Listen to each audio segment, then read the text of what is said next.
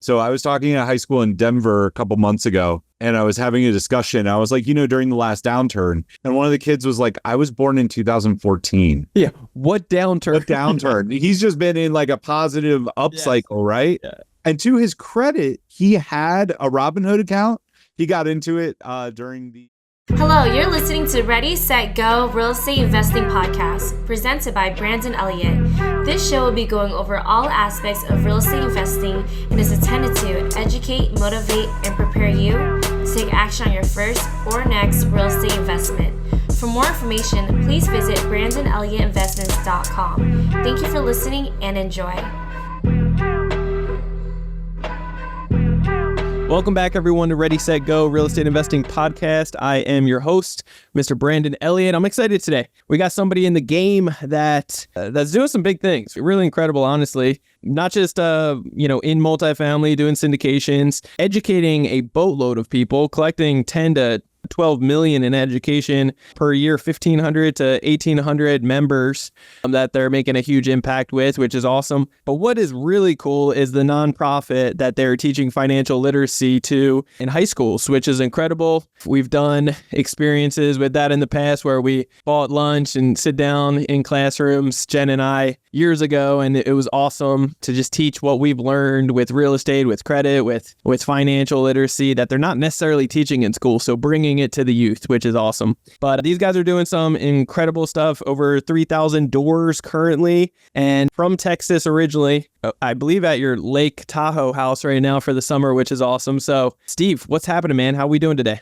What's going on? Thanks for the great intro. Yeah, lots of exciting stuff going on in multifamily, but I'm just as excited about the stuff in single family and helping kids.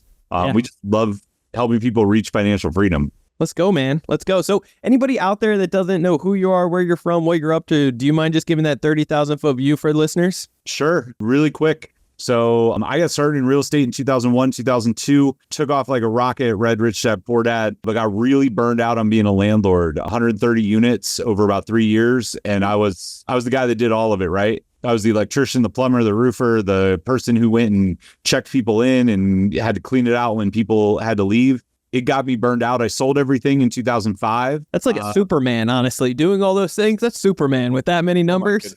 And I was a full-time college student and I owned a business. I thought my thinking at the time was like, I'm just going to, exactly like Superman. I was like, I'm just going to flex really hard. Do it. I had everything pretty much on 15-year fixed. Because I was like, if I can just get it paid off, right? I'll be paid off by the time I'm 40. I'll have about $300K a month coming in passive. Yeah. And then, of course, this was young and dumb, 21-year-old, like, let's go, stay up all night. I don't need any sleep. I'll just drink gallons of coffee. For 15 years. Yeah. Is this what like the title though is about though, basically, actually retiring comfortably in 15 years? Is this how you did it?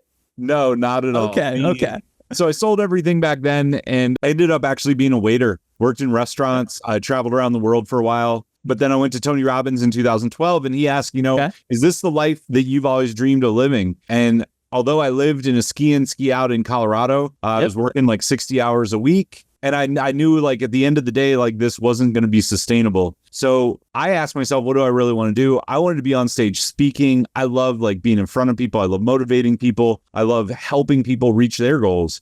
So quit my job, cold turkey, moved to Vegas, started a speaking career, started holding events. What happened, interestingly, as I got better at speaking and better at holding events, more and more people in the real estate sphere hired me to put on their events. So we were doing both fundraising and we were doing education events. Sure. And one of those people eventually asked me to be his partner in the business. He said, I'm really good at analyzing deals. I'm really good at managing the real estate and managing the people, but I need somebody to be the front person. I need somebody to run marketing, sales, and be out in front. And that's how Nate and I ended up together. I started investing again passively in 2011 and then 2014. And that's the way anyone in corporate right now, like you have a 401k, you've been contributing, maybe your stocks are doing well, but I guarantee you they're not doing as well as real estate. If you find a great syndication deal, you make 18 to 25% on your money. If you're investing in cash, this is where we get to the title, right? stay with me here, guys. Our biggest expense, hands down, is going to be taxes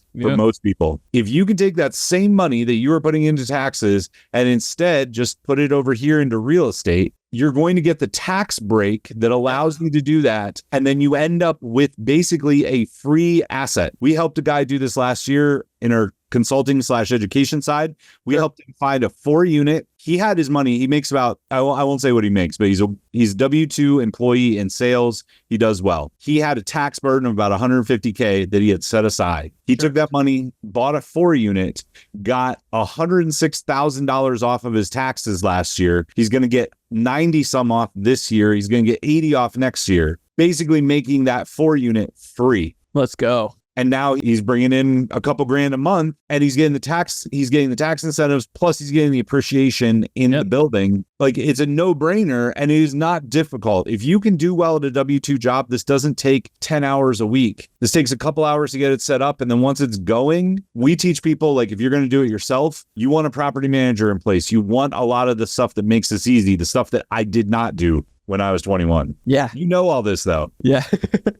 Yeah. I mean, I think we all go through the same thing and make these mistakes, but I love that. And I love what you've been able to do over the years to help out more people. You mentioned your business partner, Nate. Who's Nate? And then what's the company?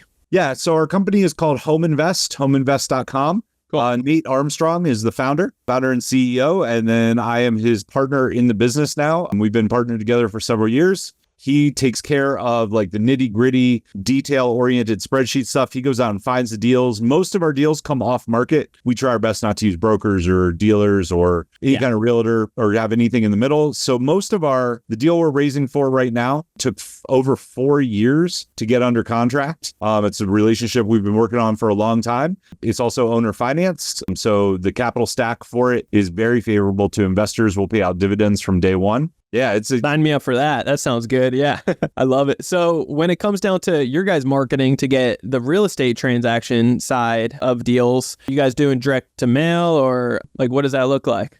Good question. This is a question we get a lot, which is how do you get these great off-market deals? So it's going to sound, I wish I had some sexy AI thing that I could tell you to plug in. It's really 3 basic things. We go to PropStream, we get the addresses of people, then we go out and we reach out to them. And this is the one that everybody misses. Everybody's good at that, right? Like maybe they send a yellow letter or a postcard. We don't send either of those. We send a handwritten letter. That's a note. And then we say, personally, somebody's doing each one? Yeah. Or you have the machine. No. We're sending a note. Like it's usually just a post-it note with a little information. We'll put information about Home Invest, but then we say, hey, we're happy to jump on a call today, tomorrow, the next day. If you're not ready to sell right now, this is the key. If you're not ready to sell right now, know that we would be interested down the road. We've been around for a long time. Nate's been around since 2002. We've been around for a long time. That's step 2, right? Sure. Get the lead. Step 2 is make contact with the lead. Step 3. Intro, basically, just like, hey, we're here. This is what we do. Step 3 is the one that everybody misses, is just follow up. Follow up. Like, and it's not always about us. Usually, because we about them, right? You know, when when the right time is for them, what they're going through that day, you know, when you're always in front of them following up, that's when the magic happens. And the follow-up can't be about you. It can't be about, hey, are you ready to sell yet? It has to be more about like, we learn something about personal people, like about their personal life. And we try to include something in there. The nonprofit also plays a role in this. We usually tell people about our nonprofit. And we're always looking for people to be involved. That's a mission I think everybody, whether they own an apartment building, whether they invest, whether they're thinking about investing, I think everybody knows that financial literacy being taught to our kids is one of the most important things that's not getting done right now. Yeah. And they want to be a part of something, that type of mission and support it in every way. I love that. It gives us a way to follow up without making it about us or investment. It's like, hey, do you want to be involved in this charity event that we're doing? Hey, do you want to sponsor some kids? Hey, do you want to come share your story? Anything like that. Wow. It gets us involved. So one thing I'll share with anyone listening, like anyone that I meet anywhere, I put them in my contact, right? Maybe we'll do the bump phone thing where you get the contact, but take notes. Not on what is interesting to you about them, but what is interesting to them. Because if I follow up with you and I say, hey, would you be interested? I know you and Jen have spoke at schools. Like, would you like to come speak at a school with us? We've got one coming up in Southern California. We'd love to have you guys be a part of. That's way better than, hey man, did my podcast episode get released yet? Hey, do you know if there's any follow-up? Did you get some social media stuff that I can use? Yeah. Like completely different tone to that conversation. Yep. So that's how I do it. That and Post-it notes. I have Post-it notes everywhere. Yeah, you're a Post-it note junkie. I love it. You can't miss it. Like I got a whole wall of Post-it notes behind my computer with dates on them. Because I got a bunch, baby. We're all right here too. There we go. I like it. That's funny. So talk to me. You've been with the company now, you and Nate, for 4.5 years. Got inspired prior by good old Tony Robbins that said, hey, let's do something bigger, better. And afterwards, now you're helping out a ton of people. What does it look like? You guys raised $50 million in how long time frame? Probably a little over maybe 18 months. Okay. Yeah, like Nate has been raising money since before I was ever part of it. But when I got involved, we started getting on stages. We started a podcast. We started doing a weekly live show. We started putting ourselves out there a lot more. I mean, I know everybody knows Grant Cardone, right? 150 pieces of content a week. We're not there yet. We're probably like 25 to 30, but putting ourselves out, getting ourselves in front of people, being active. The main thing is having conversations and following up. So the same thing, if you saw the wall of Post-it notes behind me, if I have a conversation with somebody, I always tell them, hey, it's not about investing with us today. Yep. Tell me what's important to you. I'll take a few notes. I put the date on it. It goes on the wall. I try to send 3 to 5 text messages a day, just following up with people. And then if I follow up, I just mark a little date on the Post-it note. It goes back on the wall. It's not very efficient. I know they're a spreadsheet. I know it's not the most organized way, but like it works for you. I mean, we have Pipe Drive. Yeah. But to be honest, like that takes more time, energy, and effort to me than just saying like, hey, I got 3 Post-it notes. I color code them by month. Yeah. But like I got 3 Post-it notes from last month. I'm going to pull them down. I'm going to send them a text. I'm going to look at my notes for their personal info. Hey, how's your dog doing? Hey, I know you were at Disney. Hey, I know you were looking to get out of the heat. Here's a picture from Lake Tahoe. Like all of that stuff we just follow up like crazy. I love it. So I mean, even though it's an organized mess because you got color coded months and everything. I like that. It's just visual. It's a visual. I can't argue with the stuff on the wall. It's funny because I have a longtime girlfriend now, but before Emily was part of it, 3rd or 4th date, I would have the girl over to like hang out, and she'd be like, "What is all this?" And I'm like, "That's business. That's business. Like, that's how it gets done." And they're just like, But it is way better to have a Post-it note on the wall than to have a note on your phone or something in a CRM somewhere that you can't ever find. Sure. Right. Yeah. I like it. Incredible. So talk to me about within real estate, actually being able to retire comfortably within 15 years. What does that look like? Sure. So, okay, we've all seen like the compound interest curve. Start investing when 25 years old. You're going to put this much in your 401k. Stocks are going to grow at X. Yep. And then you slowly have this like upward, but it doesn't hockey stick till after you're 65 usually. Wow. That is with 3 things. 1, solid investments. 2, not having a financial planner, and 3, no big market corrections. Well, it's funny. We were talking about talking at high schools, right? So I was talking at a high school in Denver a couple months ago, and I was having a discussion. I was like, during the last downturn, and one of the kids was like, I was born in 2014. Yeah. What downturn? What downturn? He's just been in like a positive upcycle, right? Yeah. And to his credit, he had a Robinhood account. He got into it during the GameStop stuff. Yeah. Good. But he had a Robinhood account. It had a couple grand in it, which for a kid that was born in 2014, I mean, good for him, right? I think it had $2,200 in it. But I was like, okay, you're headed in the right direction. But let's talk about what happens during a downturn. He's like, oh, I saw that in 2019 and 2021. I was like, bro, you haven't seen a downturn. Yeah. You wait till you lose 50% of your value overnight. Well, so what's funny is I graduated high school in 2008, but I grew up in more of a, quote unquote, poorer area. And or at least that's what my circle. So I didn't even feel it. I didn't know anything about it. Total ignorance. Yeah. I don't know. Life's life. I didn't hear anything on the news. I didn't know anything about it. But looking back now, years later, I get into real estate and it's like, whoa, there's a lot of craziness going on back there and I didn't even know. Yeah. So I want to go back to your question. So step one, that long curve, where real estate comes in, it does a couple things. One, if you have a 401k or an IRA, you can roll those over and do self-directed. And if you do self-directed, you can point them into real estate. Sure. Now, we teach active real estate investing. If you own a couple single families, duplexes, triplexes, and you want to get into small multifamily, that's one of our masterminds that we teach specifically on how to do that. How do you start management? How do you get yourself out of the process? So then you can get 2 or 3, 8 to 20 units and flip that into a 50 to 100 unit. That's one way to do it. That is the active path. That is going to take you probably 15 hours a week, maybe 10 once you get your stuff really sorted. That is one way to do it. The other way is self-direct your IRA, your 401k, start putting some cash in as well, and invest in syndications. Investing in good syndications will get you there. Basically, inside of 15 to 16 years, you should see your investment 4x, like double 4 times, not 4x. Double 4 times. So this is not, I can't guarantee anything. It's all real estate. I got to put all the asterisk legal crap in front of it, right? Yeah. Disclosures. Yeah. No promises. No promises. Yeah. But we have seen our buildings double in value in 4 to 6 years. Sure. If you put 100K in and it doubles in 4 years, now you have 200. Now it doubles again in 8 years. Now you've got 400. Now it doubles again in 12 years. You've now got 800K from your original 100K investment. You could take a couple more years in there. You're going to be doing really well. That's 100K of investment. I know a lot of people are like, oh, 100K. Yeah. If you have a retirement account, average retirement account right now is 300K. If you start with that right now and put that in, you should spread it across some different syndications. Don't put it all in one.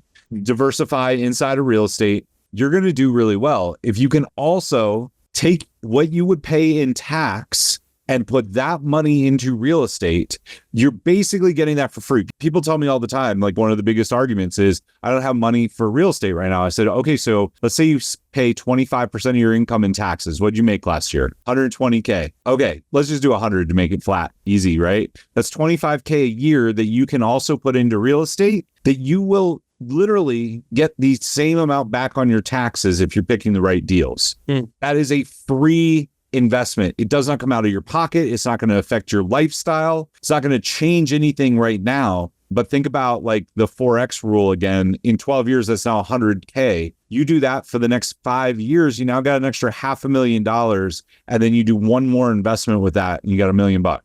Yeah. Like, granted, we've got inflation. There's some crystal ball to this because we're talking 15 years in the future. Sure. But it is way better positioned than you would be right now. And it literally just takes, to do that tax thing that we were just talking about, takes very little effort. It's not hard to do. I love that. Yeah, that's so incredible. Very creative too. Yeah, and anybody can do it, and they don't need to take down these huge projects themselves. They can just find good syndicators. So how do you find somebody that is a great syndicator that can really double and so forth, especially in the last couple years, kind of like that young kid approach, born 2014, he saw everything going up and everything was all fun and people are doubling their syndications within a year and doing some crazy things.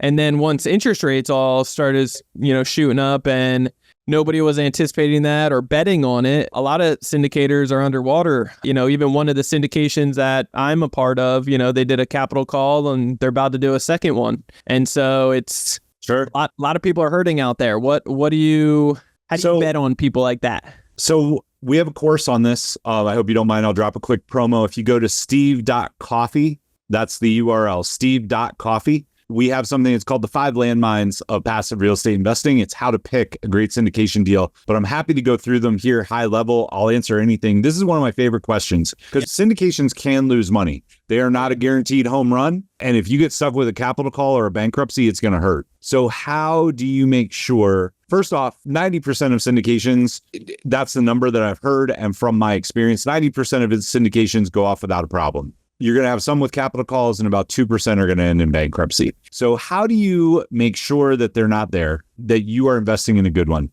The first one is history. Make sure that the person has been around. We like to see them be around at least since 2007. One of the keys during the last downturn is not only did they buy a property, because anyone can buy when the market is down, but were they able to exit a property profitably? Second big question, are they taking what we call it exotic debt? Are they taking anything that has a flexible interest rate? Are they taking a bridge loan? Are they taking any kind of private money that has ramifications for you as an investor? So private money, if you look at like a big VC firm that can come in and sometimes underwrite these deals, what happens is they take all the profit out first. They're in first position, basically.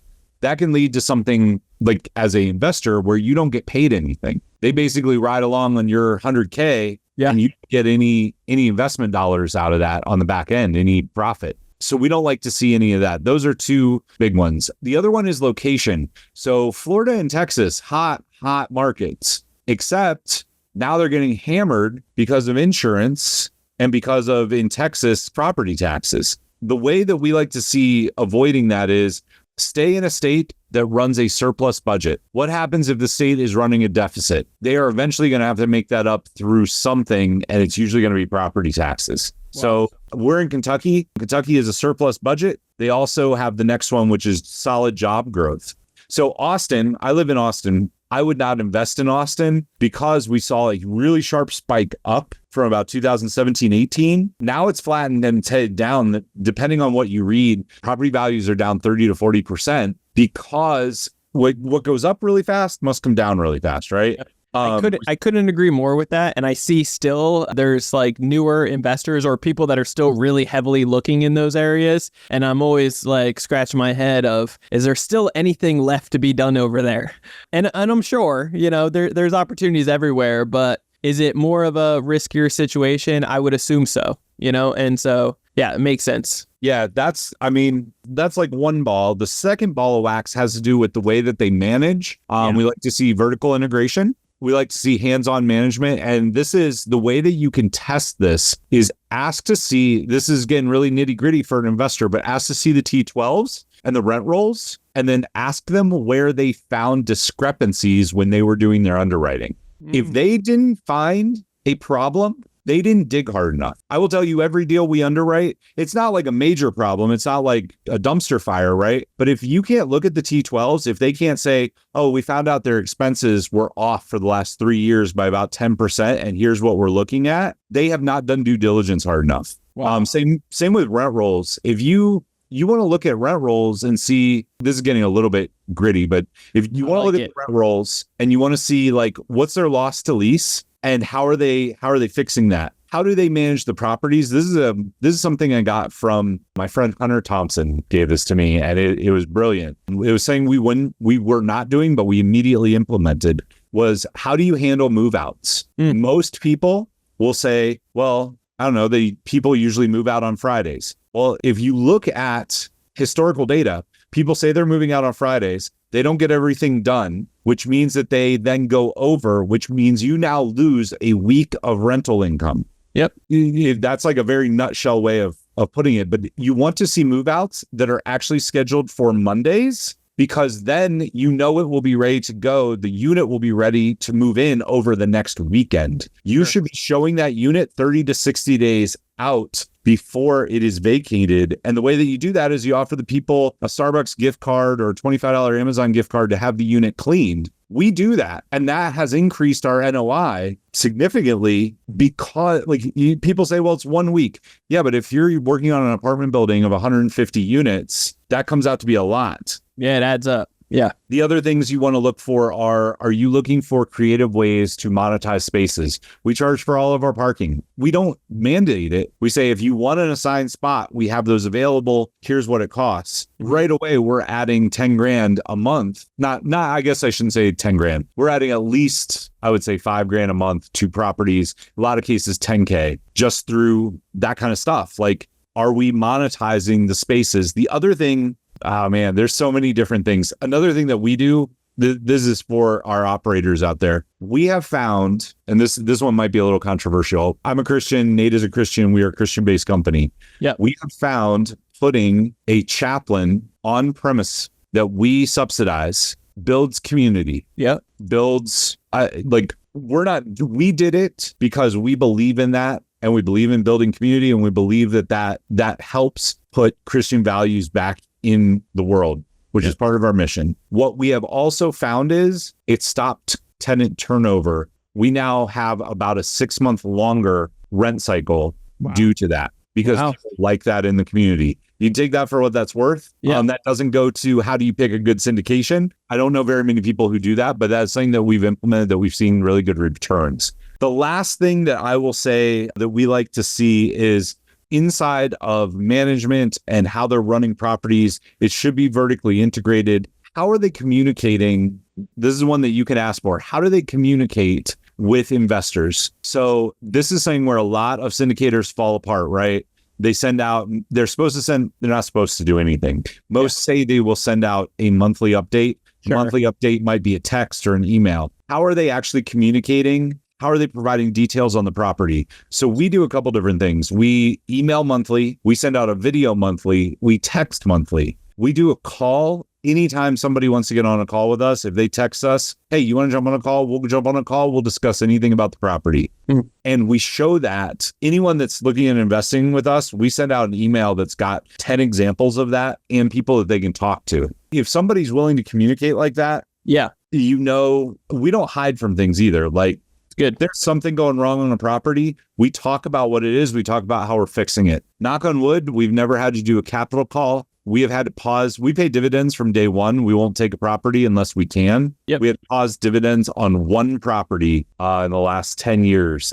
That was because it was a reconstruction loan. When interest rates started jumping a year ago, we had to pause. It was about a year and a half ago. We had to pause for 2 payments. We've since made those payments up to investors, but we had to pause and we were just honest about it. Hey, the bank is holding funds right now because things are changing. We are on track. What we had to do, so you'll know this, you have to be at 90% occupancy to refinance. We were at 88%. So what we did, we came out of pocket, Nate and I came out of pocket to finish the last unit. We had to finish 2 units so that we could get to 90%. We got to 90%. We did the refi. We made up the missed payments to our investors. We're back on track. We were forward and honest about doing that. I don't know a lot of syndicators that do that. Instead, they try to hide. I've seen syndicators like do a capital call on something like that. That's just bad form to me personally. I'm not being judgmental, but I wouldn't want to see that. Yeah, it's nonsense. I love it. Where do you think the market's going right now? We're in a new election year coming up in the next few months. There's, interest rates have been claimed to come down, so many times this year and really haven't. So what do you think the future really holds for us? And obviously I won't hold you to it. Nobody's got that crystal ball, but what do you think? So, okay.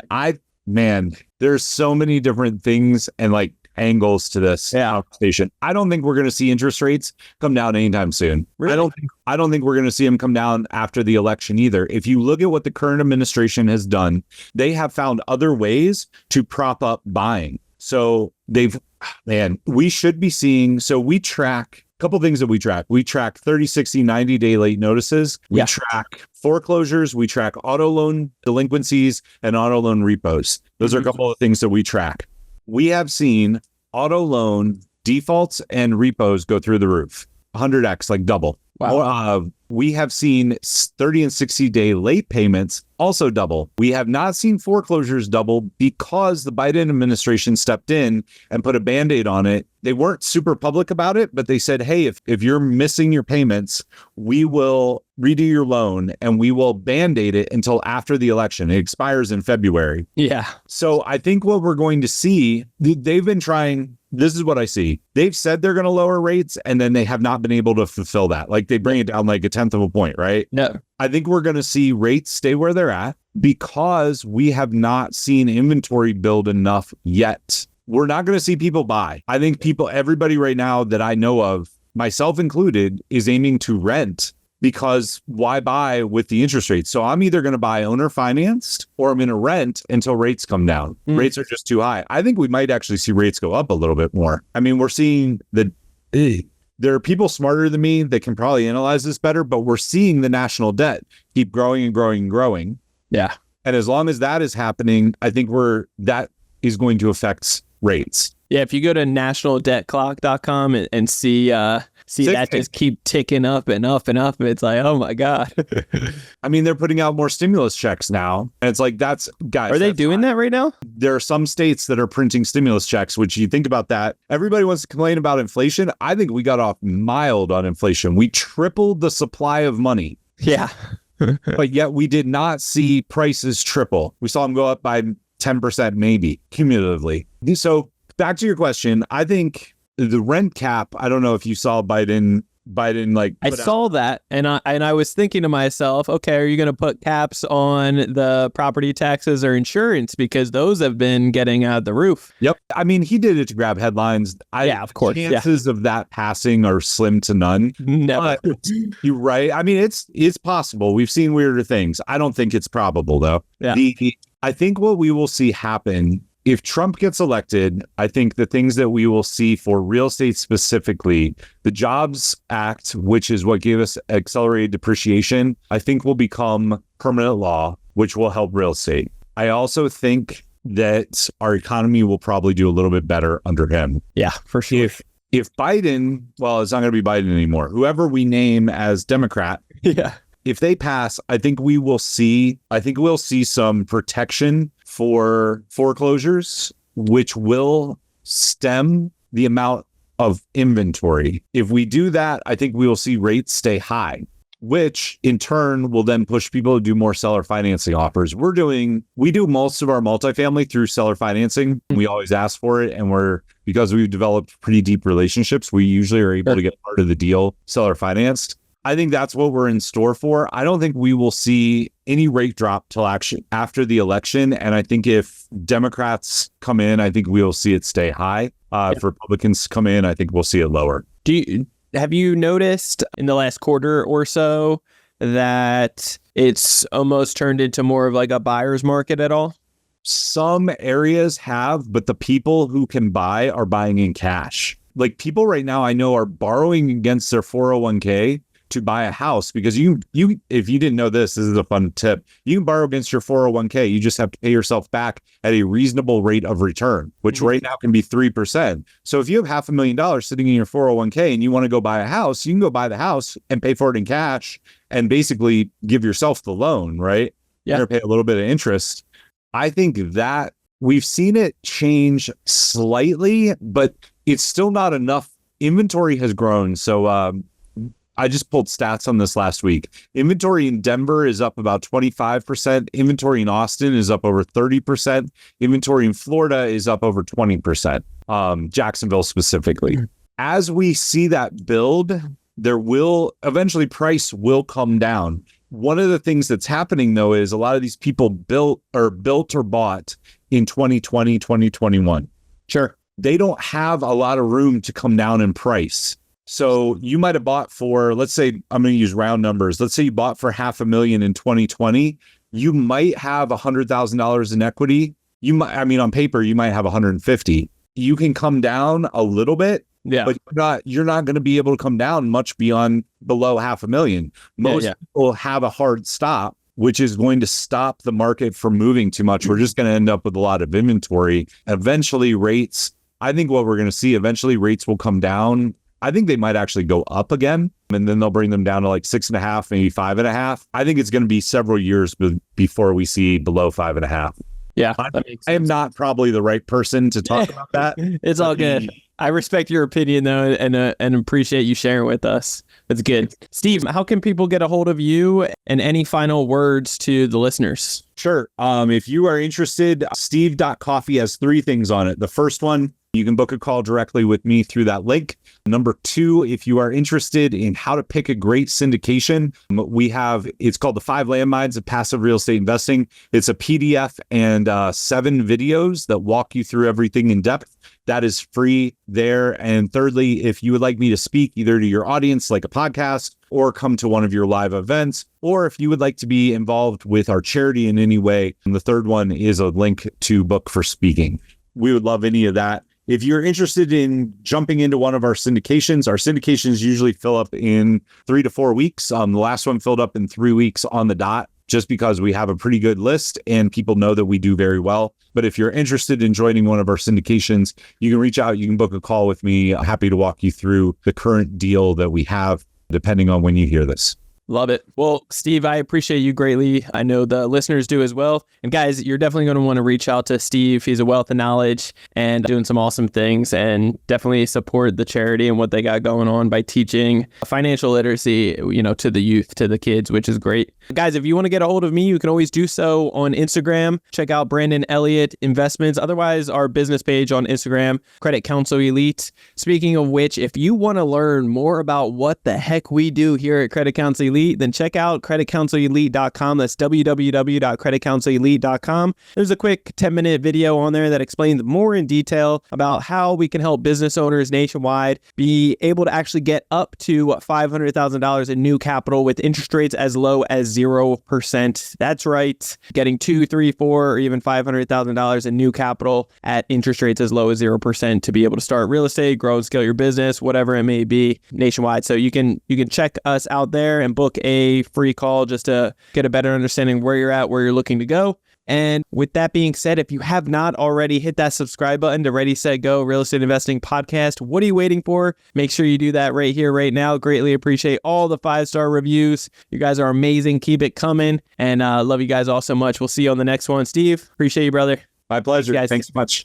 This has been another episode of Ready, Set, Go Real Estate Investing Podcast, brought to you by Brandon Elliott. For more information, please visit BrandonElliottInvestments.com. Also, please don't forget to like, share, and leave a comment below. Thanks again for joining. Until next time, God bless.